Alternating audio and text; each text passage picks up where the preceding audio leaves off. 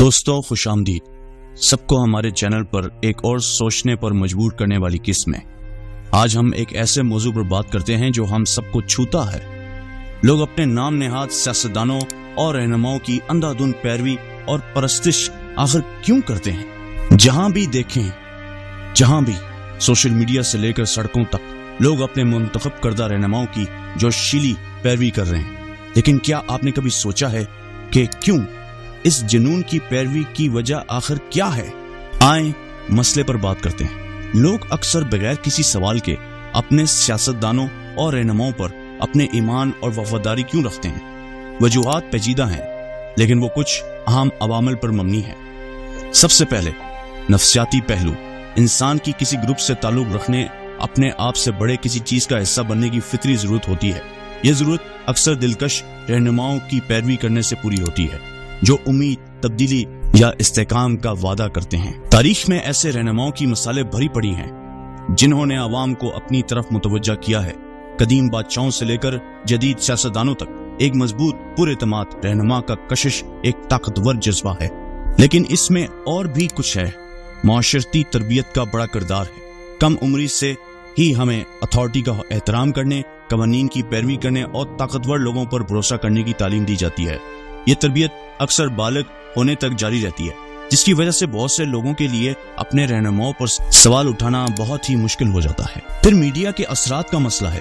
آج کی دنیا میں میڈیا ایک رہنما کی دلکشی اور پیغام کو بڑھا سکتا ہے، ایک بڑا تصویر بنا سکتا ہے جو لوگوں کو ناقابل برداشت لگتا ہے۔ اب جب کہ ہم نے مسئلے کی نشاندہی کی ہے، آئیں حل کی بات کریں۔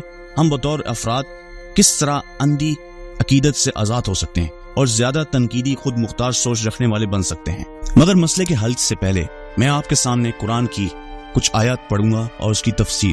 آیت 105 سے سورہ النساء میں اللہ تعالیٰ نے فرمایا ہے کہ بے شک ہم نے یہ کتاب تمہاری طرف حق کے ساتھ اتاری ہے تاکہ تم لوگوں کے درمیان اس کے مطابق فیصلہ کرو جو اللہ نے تم کو دکھایا ہے، اور بددیانت لوگوں کی طرف سے جھگڑنے والے نہ بنو، اور اللہ سے بخشش مانگو، بے شک اللہ بخشنے والا مہربان ہے۔ اور تم ان لوگوں کی طرف سے نہ جھگڑو جو اپنے آپ سے خیانت کر رہے ہیں۔ اللہ ایسے شخص کو پسند نہیں کرتا جو خیانت والا اور گناہگار ہو۔ وہ انسانوں سے شرماتے ہیں اور اللہ سے نہیں شرماتے، حالانکہ وہ ان کے ساتھ ہوتا ہے جبکہ وہ سرگوشیاں کرتے ہیں اس بات کی جس سے اللہ راضی نہیں، اور جو کچھ وہ کرتے ہیں اللہ اس کا احاطہ کیے ہوئے ہے۔ تفسیر۔ انسان کی یہ ضرورت ہے کہ وہ مل جل کر رہے۔ یہی ضرورت قوم یا گروہ کو وجود میں لاتی ہے۔ اجتماعیت سے وابستہ ہو کر ایک آدمی اپنی طاقت کو ہزاروں لاکھوں گنا بڑھا کر لیتا ہے، مگر دھیرے دھیرے ایسا ہوتا ہے کہ جو چیز اجتماعی ضرورت کے طور پر بنی تھی وہ اجتماعی مذہب کا درجہ حاصل کر لیتی ہے۔ وہ بذات خود لوگوں کا مقصود بن جاتی ہے۔ اب یہ ذہن بن جاتا ہے کہ میرا گروہ خواہ وہ صحیح ہو یا غلط، میری قوم خواہ وہ حق پر ہو یا باطل پر۔ اس کا نتیجہ یہ ہوتا ہے کہ لوگوں کو اپنا حلقہ اہم دکھائی دیتا ہے اور دوسرا حلقہ غیر اہم۔ اپنے حلقے کا آدمی اگر باطل پر ہے تب بھی اس کی حمایت ضروری سمجھی جاتی ہے، اور دوسرے حلقے کا آدمی اگر حق پر ہے تب بھی اس کا ساتھ نہیں دیا جاتا۔ کسی گروہ میں یہ ذہن بن جائے تو اس کا مطلب ہے کہ اس نے اپنی گروہی مصلحتوں اور جماعتی تعصبات کو معیار کا درجہ دیا ہے، حالانکہ صحیح بات تو یہ ہے کہ آدمی اللہ کی ہدایت کو معیار کا درجہ دے اور اس کی روشنی میں اپنا رویہ متعین کرے، نہ کہ دنیاوی مصلحتوں اور جماعتی تعصبات کے تحت۔ ایک آدمی غلطی کرے تو اس کا ہاتھ پکڑا جائے، خواہ وہ اپنا ہو۔ ایک آدمی صحیح بات کہے تو اس کا ساتھ دیا جائے، خواہ وہ کوئی غیر ہو۔ حتیٰ کہ ایسا معاملہ جس میں ایک فریق اپنا ہو اور ایک فریق باہر کا، تب بھی معاملے کو اپنے اور غیر کی نظر سے نہ دیکھا جائے بلکہ حق اور ناحق کی نظر سے دیکھا جائے، اور ہر دوسری چیز کی پرواہ کیے بغیر اپنے کو حق کی جانب کھڑا کیا جائے۔ سچائی کو چھوڑنا خود اپنے آپ کو چھوڑنے کے ہم معنی ہے۔ جب آدمی دوسرے کے ساتھ خیانت کرتا ہے تو سب سے پہلے وہ اپنے ساتھ خیانت کر چکا ہوتا ہے، کیونکہ ہر سینے کے اندر اللہ نے اپنا ایک نمائندہ بٹھا دیا ہے۔ یہ انسان کا ضمیر ہے۔ جب بھی آدمی حق کے خلاف جانے کا ارادہ کرتا ہے تو یہ اندر کا چھپا ہوا نمائندہ حق اس کو ٹوکتا ہے۔ اس اندرونی آواز کو آدمی دباتا ہے اور اس کو نظر انداز کرتا ہے۔ اس کے بعد ہی یہ ممکن ہوتا ہے کہ وہ انصاف کے راستے کو چھوڑے اور بے انصافی کے راستے پر چلے۔ مزید یہ کہ آدمی جب ناحق میں کسی کا ساتھ دیتا ہے تو وہ انسان کا لحاظ کرنے کی وجہ سے ہوتا ہے۔ دنیاوی تعلقات اور مصلحتوں کی وجہ سے وہ ایک شخص کو نظر انداز نہیں کر پاتا، اس لیے وہ اس کو غلط جانتے ہوئے بھی اس کا ساتھی بن جاتا ہے۔ مگر ناحق کے باوجود ایک شخص کو نہ چھوڑنا ہمیشہ اس قیمت پر ہوتا ہے کہ آدمی اپنے خدا کو چھوڑ دے، عین اس وقت جب کہ وہ دنیا میں ایک شخص کا ساتھ دیتا ہے، آخرت میں وہ خدا کے ساتھ سے محروم ہو جاتا ہے۔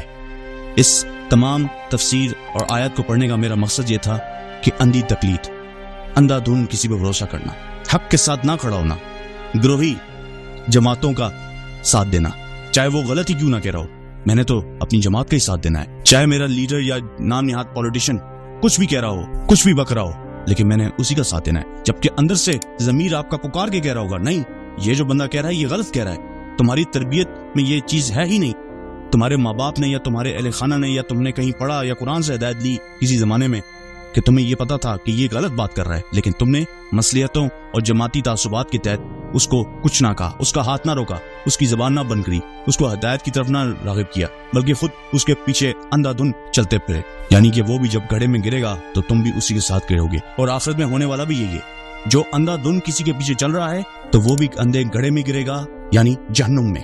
جی بالکل، فرعون کے بارے میں اللہ تعالیٰ نے قرآن میں اس کا مفہوم ہے کہ فرعون اکیلا تو نہیں جہنم میں جائے گا، اس کے پیچھے جتنے اس کے پیروکار تھے وہ بھی جائیں گے، تو جو جس کی پیروی کرتا تھا اس دنیا میں وہ اس کے ساتھ ہی گرے گا۔ تو ہمیں کیا سوچنا چاہیے، ہمیں کیا کرنا چاہیے بالآخر؟ آپ یہ پوچھنا ہوں گے، آپ پوچھنا چاہ رہے ہوں گے آخر اس کا حل کیا ہے؟ اس کا حل یہی ہے کہ اس میں جو کہا گیا ہے کہ بلکہ حق اور ناحق کی نظر سے دیکھا جائے، اور دوسری چیز کی پرواہ کیے بغیر اپنے کو حق کی جانب کھڑا کیا جائے، سچائی کو نہ چھوڑا جائے، ہمیشہ سچ اور حق کے ساتھ کھڑا ہوا جائے، چاہے وہ آپ کے خلاف ہو، چاہے آپ کے اہل خانہ کے خلاف ہو، چاہے آپ کے اپنے گروہ کے خلاف ہو، اپنی جماعت کے خلاف ہو، آپ کو اس سے کوئی پرواہ نہیں ہونی چاہیے، چاہے آپ کا غیر آدمی باہر کا آدمی حق پہ ہو، اگر آپ کو پتا ہے وہ حق پہ ہے تو آپ نے اس کا ساتھ دینا ہے، نہ کہ اپنے بندے کا کہ وہ نہ حق پہ ہے۔ تو یہ ہم جب تک یہ کام نہیں کریں گے کچھ بھی حل نہیں ہوگا، اور اس کا ڈائریکٹ تعلق اسی چیز سے ہے کہ ہم جو اندھا دھن اپنے لیڈروں، پولیٹیشنز کی اور جماعتوں کی پیروی کرتے ہیں، اسی چیز نے ہمیں تباہ و برباد کیا ہے۔ آج جو ہمارے ملک کے سیاسی فقدان اور تباہی کا جو آپ حال دیکھ رہے ہیں، اس کی وجہ ہی یہی ہے، اندھا دھن فالو کرنا، اپنے مفادات، مصلحتیں، جماعتی تعصبات، اپنی دنیاوی مصلحتوں اور فائدوں کے لیے، اور یہ نہیں دیکھنا کہ میں تو غلط کر رہا ہوں، یہ تو سراسر غلط ہے۔ اندر سے کہیں نہ کہیں کسی انسان کے اندر جس کی تربیت ہو، جس کا خاندانی بیک گراؤنڈ اچھا ہو، اس کو کہیں نہ کہیں اندر ضمیر ملامت کر رہا ہوتا ہے، لیکن وہ پھر بھی نہیں کرتا، صرف دنیا کی مصلحتوں کے لیے۔ سب سے پہلے مسئلے کا حل، سب سے پہلے تعلیم بہت ضروری ہے۔ اپنے آپ کو موجودہ مسائل، اپنے رہنماؤں کی تاریخ اور سیاسی منظرنامے کے بارے میں تعلیم دیں۔ علم طاقت ہے، قرآن پڑھیں، تاریخ پڑھیں، علم سیکھیں، باخبر ہو جائیں، تاکہ آپ کو کوئی بیوقوف نہ بنا سکے، آپ کو کوئی گمراہ نہ کر سکے، اور ایک باخبر ذہن محض دلکشی سے متاثر ہونے کا امکان کم ہوتا ہے، وہ کبھی کسی سے اس کی فریب میں آتا نہیں ہے۔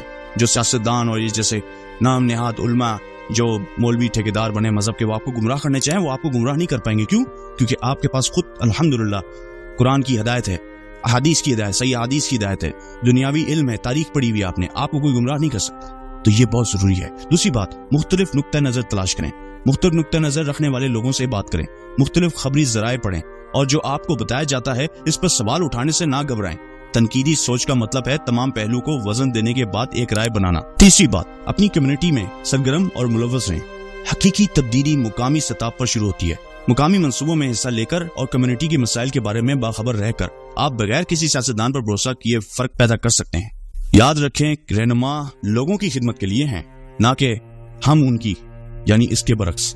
باخبر، تنقیدی اور ملوث ہو کر ہم اپنے رہنماؤں کو جواب دہ بنا سکتے ہیں اور یقینی بنا سکتے ہیں کہ وہ واقعی ہمارے بہترین مفادات کی نمائندگی کرتے ہیں۔ آج ہمارے ساتھ شامل ہونے کا شکریہ۔ اگر آپ کو یہ ویڈیو بصیرت افروز لگی ہو تو براہ کرم لائک، شیئر اور سبسکرائب ضرور کریں، تاکہ آپ کو مزید ایسا مواد ملے جو آپ کو سوچنے پر مجبور کرے۔ آئیں خود کو خود مختار سوچنے والے بنائیں اور مل کر ایک بہتر دنیا بنائیں۔ اگلی بار تک تجسس اور تنقیدی رہیں۔ اللہ نگہبان۔